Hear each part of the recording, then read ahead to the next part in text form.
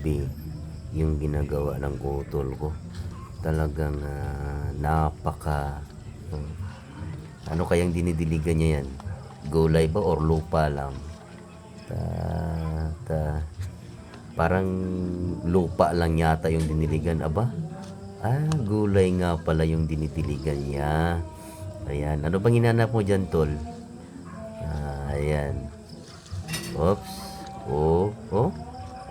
Anong gagawin mo dyan? Wow. Ayan. Ano? Ayan.